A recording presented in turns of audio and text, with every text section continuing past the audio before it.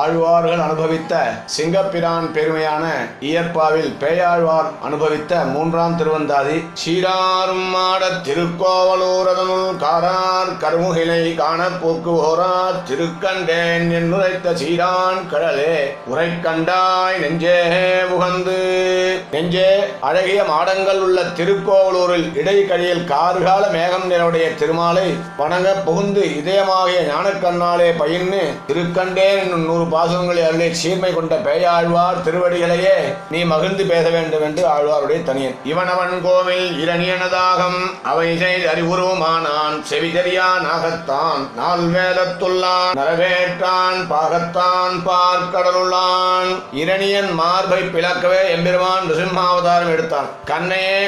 கண்ணையே செவியாக உடைய ஆதிசேஷன் மீது பள்ளி கொண்டவன் 4 வேதப் பொருளாவான். தேன் போன்ற கங்கையை தாங்கிய சிவனை பாதத்தில் கொண்டான். திருப்பார் கடலில் பள்ளி கொண்ட அவன் கோவில்களே கீழ்ப்பாசுரத்தில் கூறப்பட்டவையாகும் என்று ஆழ்வார் அனுபவிக்கிறார். கோவலனாய் ஆனிரைகள் மேத்து குழலூதி மாவலனாய் கீண்ட மணிவண்ணன் மேவி அறிவுருவமாகி இரணியனதாகும் தெரிவுகிறாள் கீண்டான் சினம்.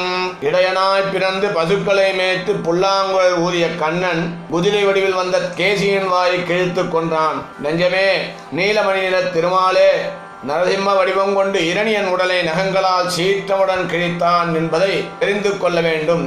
அடியவனை காக்க அவன் சீரிய சினம் இது என்று ஆழ்வார் அனுபவிக்கிறார். அங்கற்கிடரின் அந்தி பொழுதத்து மங்கை இரணியனதாகத்தை பொங்கி அறிவுருவமாய் பிளந்தவம் மாணவனே கரிவுருவம் கொம்புசித்தான் காய்ந்து.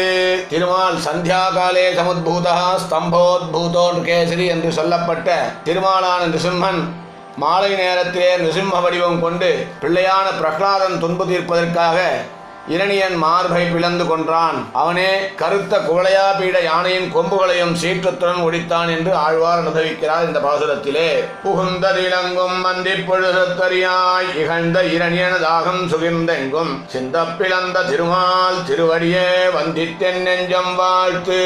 மாலை நேரத்திலே நரசிம்மமாய் தோன்றிய திருமால் தன்னை இகழ்ந்த இரணியன் உடலை பல கூறுகளாக வகித்து சிந்தும்படி பிளந்தான்.